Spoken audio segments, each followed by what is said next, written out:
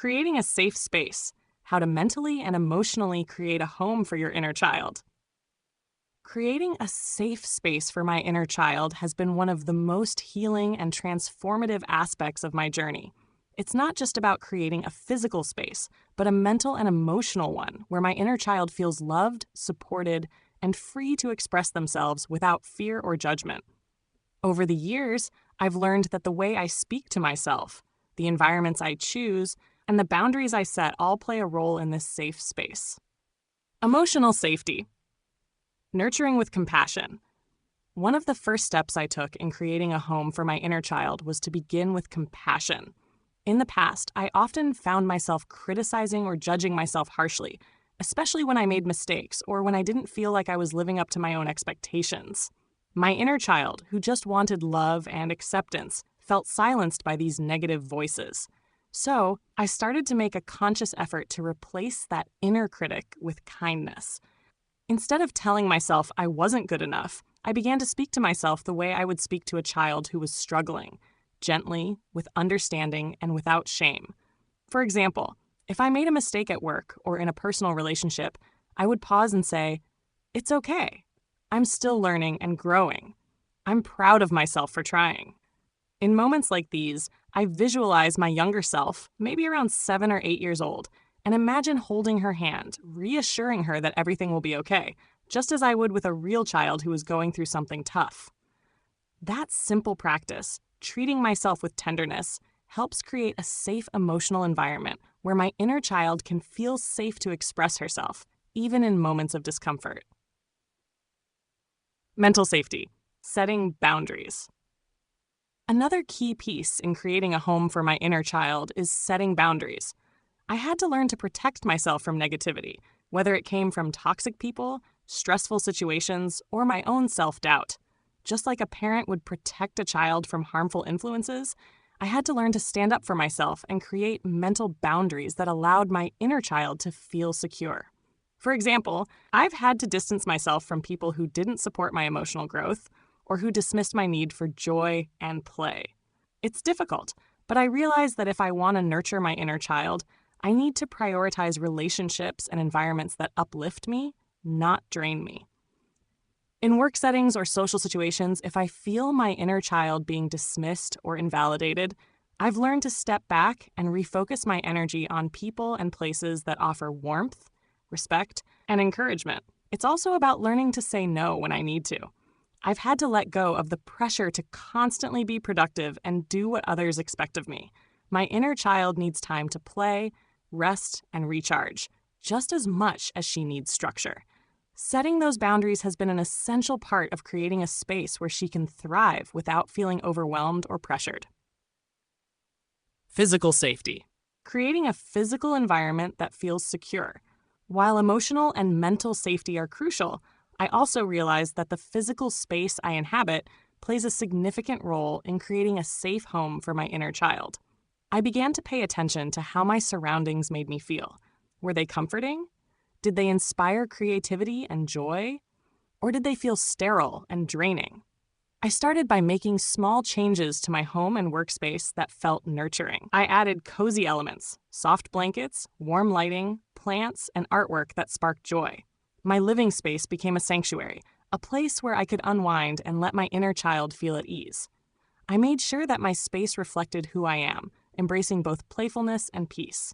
In my bedroom, I kept a box of childhood treasures, old toys, photos, and handwritten letters that reminded me of my youth. This simple act of surrounding myself with things that reminded me of joy helped me create a physical safe haven for my inner child.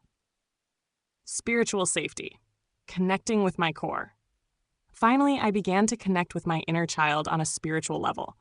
It wasn't about religious beliefs, but rather about honoring the deep, unspoken wisdom within me. I learned to tune into my heart, trusting that my inner child always had something to teach me. Whether it was through meditation, nature walks, or just moments of quiet reflection, I found that tuning into this deeper space helped me create an internal sanctuary of peace and understanding. When I felt lost or unsure, I would close my eyes and picture my inner child standing beside me, her eyes full of wonder, her heart full of innocence.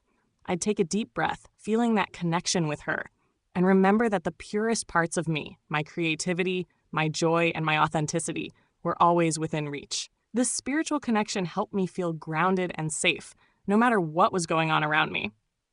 Creating a safe space for my inner child hasn't been an instant process. It's been a daily practice of nurturing, protecting, and embracing that part of myself. By focusing on emotional, mental, physical, and spiritual safety, I've cultivated a place within where my inner child feels loved, heard, and free to express herself fully. As you begin to create your own safe space, remember that it doesn't have to look a certain way. It's all about listening to your inner child and creating an environment that feels authentic and supportive. Whether it's through self-compassion, setting boundaries, making your environment more nurturing, or connecting spiritually, know that you have the power to create a home where your inner child can heal, grow, and flourish. Practical exercise. Build a physical reminder of your inner child. One of the most profound ways I've found to reconnect with my inner child is by creating a physical reminder that brings her back into my daily life. A tangible object, a photo, a drawing, or even a small toy can serve as a powerful symbol of my inner child's presence, her needs, and her joy. This object becomes more than just something to look at. It acts as a visual anchor, a constant reminder to honor the playful, innocent part of myself that often gets lost in the busyness of adulthood. When I started this exercise, I realized that having something physical helped me stay grounded and connected to my inner child in a way that was both emotional and real. It's easy to get caught up in life and forget about the parts of ourselves that we once cherished. Having a physical reminder can act as a tool to reawaken those parts, bringing us back to the pure joy, creativity, and freedom we once knew. Step 1. Choose your object. The first step in this exercise is to choose an object that represents your inner child in a way that feels authentic to you. This could be something directly from your childhood, like a favorite toy or a photo of you as a child. If you don't have a childhood item readily available, it could be something you pick now that symbolizes your inner child's essence, something that speaks to you. For example, when I first did this exercise, I found an old stuffed animal I used to carry around when I was young. It had been tucked away in a box for years, but the moment I found it, it brought back a flood of memories. The stuffed animal, worn and loved, reminded me of the simple comfort I once found in it. Holding it brought back a sense of safety and nostalgia. You could also choose something like a drawing or a piece of art you made as a child. It doesn't matter how simple it is, it's about the emotion and connection behind it. Maybe it's a picture of your favorite cartoon character, or even a creative, colorful doodle that made you smile when you were younger. Step 2. Reflect on the object's significance. Once you've selected your object, take a few moments to reflect on its significance. What memories does it stir up? How did you feel when you had it as a child?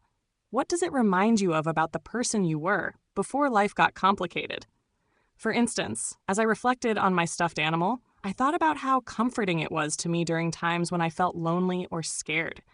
It wasn't just a toy, it was my companion, always there when I needed to feel safe. That realization deepened my understanding of the importance of comfort and safety for my inner child. By holding on to that object, I felt as if I was offering myself the same support I had once needed, but may have neglected over time. Step 3. Place the object in a visible space. Now that you've chosen your object and reflected on its meaning, place it in a space where you'll see it regularly.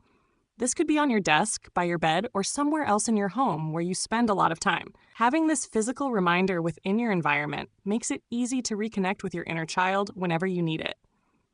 I placed my stuffed animal on a shelf near my desk, where I could see it while working or relaxing. Each time I looked at it, it felt like a little wink from my younger self, a soft nudge to remember the importance of play and self-compassion.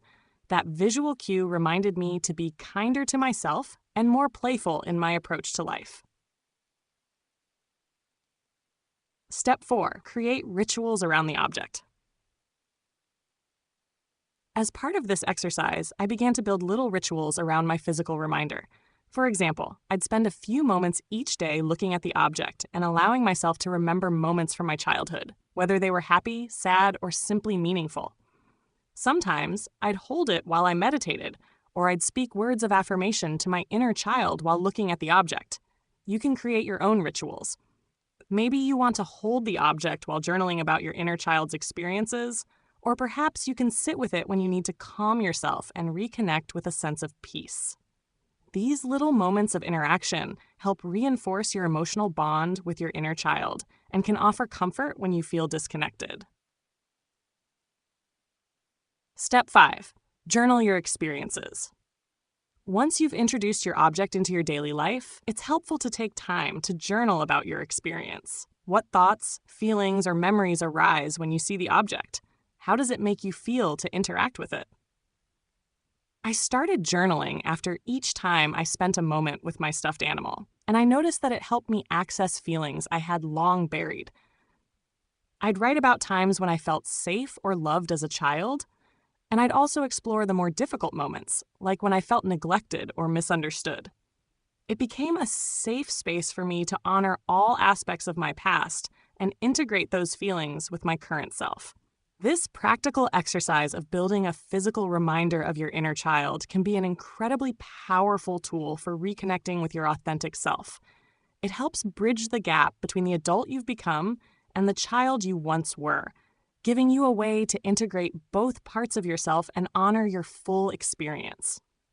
Whether it's through a beloved toy, a photo, or a meaningful object you choose today, let it serve as a gentle reminder that your inner child is always with you, ready to be embraced and loved. This ends this module. I hope that you have found it informative and useful. Just like before, take the time to reflect on what you have learned and what you have experienced.